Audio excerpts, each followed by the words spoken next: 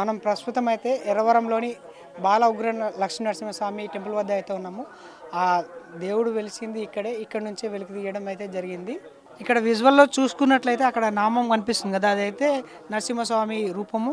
దక్షిణ వైపు అయితే ఇక్కడ ఉగ్ర నరసింహస్వామి అయితే కొలువుదీరు ఉన్నాడు. చిన్నగా ఉన్న విగ్రహం ఉంది కదా, అది బాల నరసింహస్వామి అయితే కొలువుదీరు ఉన్నాడు. ఇక్కడ ఈ రెండు శంకు చక్రం, విష్ణు చక్రం అయితే కొలువుదీరు ఉన్నాడు. వీళ్ళకు పైన ఆదిశేషుని నీడలో ఇక్కడైతే ఈ ఉగ్ర నరసింహస్వామి, లక్ష్మీ నరసింహస్వామి, బాల నరసింహస్వామి అయితే కొలువు తీరడం అయితే జరిగింది. ఇక్కడే 8వ తరగతి విద్యార్థి పండు స్వామి ఇక్కడ దీన్ని వెలికి తీయడం అయితే జరిగింది.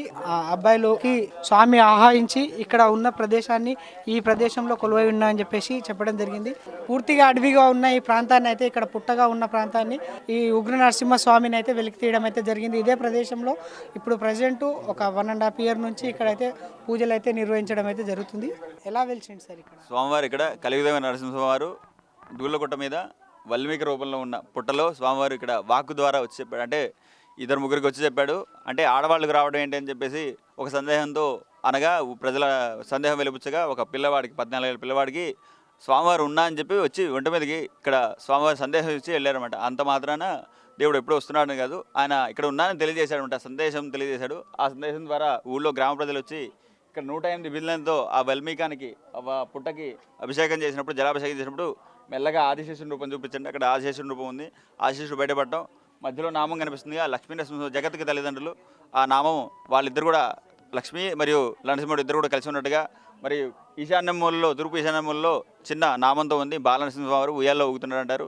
మరి దక్షిణం వైపున ఉగ్ర నరసింహస్వామి ముఖంతో మంచిగా కళ్ళు, ముక్కు, మీసాలతో పెట్టి దివ్యంగా కనిపిస్తున్నాడు. ఉగ్ర రూపం అంటారు. ఇలా 3 రూపాల్లో బాల, ఉగ్ర, ఒకటే అవతారం బాల, ఉగ్ర, లక్ష్మీ నరసింహస్వామిగా దర్శనమిస్తున్నాడు. మరీ ముందుగా చూసుకుంటే శంఖచక్రాలు కూడా స్వామివారికి ఆభరణాలుగా, అలంకారంగా ముందు మనకి దర్శనమిస్తున్నాయి. స్వామివారి ఇక్కడ ఆ జన్మ కృత పాపాన వినశ్చేదైన క్షేత్రదర్శనం అంటగా, అంటే జన్మ చేసుకున్న పాపం ఏదైతే ఉందో అదంతా పోగొట్టడానికే క్షేత్రంలో స్వామివారు వెలిసినట్టుగా వచ్చిన భక్తుల్ని కాపాడుకుంటూ వారి కోరికలను తీర్చుకుంటూ కొంగు బంగారంగా స్వామివారి దర్శనమిస్తున్నారు. మరి కార్యాచరణ విషయానికి వస్తే స్వామివారి అర్చనా విధులు ఇనపగతుకుల నరసింహమూర్తి గారనే ప్రధాన అర్చకులు వారు విధిగా నిర్వహిస్తున్నారు. మేము ఉప అర్చకులుగా వారి కింద ఉంటున్నాం. అలాగే కమిటీ వారు చూసుకుంటే కింద నిత్యాన్నదానం జరుగుతుంది. మరి గుడి నిర్మాణం కూడా చేపట్టారు. భక్తుల విరాళాలతో ఏ ఒక్క రూపాయి కూడా వృధా పోకుండా ఈ గుడి నిర్మాణం చేపట్టారు. కృష్ణశిలతో, ఏ మాత్రం సిమెంట్ వాడకుండా కృష్ణశిలతో ఈ గుడి నిర్మాణం చేపడుతున్నారు. మరియు అన్నదానం, నిత్యాన్నదానం జరుగుతుంది. నీటి సదుపాయం ఉంది. వారికి సకల సదుపాయాలు కూడా ఏర్పాటు చేశారు. భక్తులకి పడుకోవడానికి షెల్టర్లు ఉన్నాయి. అన్నీ కూడా అన్ని రకాల సదుపాయాలు, భక్తులు ఏమాత్రం ఇబ్బంది పడకుండా వారికి దర్శనం కూడా ఇంత దగ్గర నుంచి చేపిస్తున్నాం అనమాట. వారు అడిగింది, స్వామి చరిత్ర అడిగితే చరిత్ర చెప్తున్నాం. ఏ రకంగా ఏ పూజలైనా సరే వారికి ఇలా తరుణోపాయం ఉంటుందమ్మా అని చెప్పేసి స్వామిని నమ్ముకోండి. బయట వాక్కులు నమ్మకండి. వాక్కులు ప్రధానం కాదు. ఏదైనా దైవం శాశ్వతం. ఇన్ని కోట్ల సంవత్సరాల నుంచి కూడా దేవుడు శాశ్వతంగా ఉన్నాడు. మనుషుల మీదకి వచ్చే ఉంటుంది దేవుడు శాశ్వతంగా అని చెప్పి చెప్తున్నాము.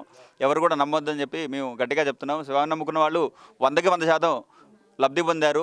స్వామిని దండం పెట్టుకున్న వాళ్ళు చాలా వచ్చి పర్సనల్గా వచ్చి చెప్పారు, అయ్యారు మాకు ఇలా అయ్యింది, మేము అనుకున్నది అయింది అని చెప్పి, స్వామిని నమ్ముకుంటూ అయిందని చెప్పి చెప్పారు.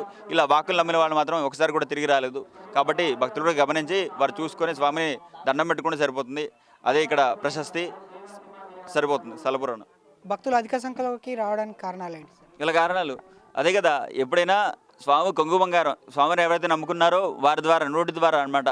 ఇలా పలానా చోట ఇలా బాగుంది అంటే రుగ్మతలు లేదు ఎవరికి ఉంటుంది, సమస్య ఎవరు లేకుండా ఉంటుంది. మానవ జీవితంలో అందరికీ సమస్యలు ఉంటాయి. ఆ సమస్య ద్వారా రావడం, వారు ఆ సమస్య నుంచి బయటపడటం, విముక్తులు కావడం, వారు నలుగురు చెప్పడం, ఆ నలుగురు కాస్త నలుగురు కావడం, అలా అందరూ వచ్చి ఇక్కడ స్వామిని దర్శనం చేసుకొని ప్రశాంతత పొందుతున్నారు. వారికి జీవితంలో ఏదో లభించిందని చెప్పేసి. అందువల్ల ఇక్కడ చాలామంది పెరుగుతున్నారు. వాకుల ద్వారా కూడా కొంతమంది వచ్చిందని అంటారు, కానీ అవి ఎక్కువ కాలం నిలబడలేదు.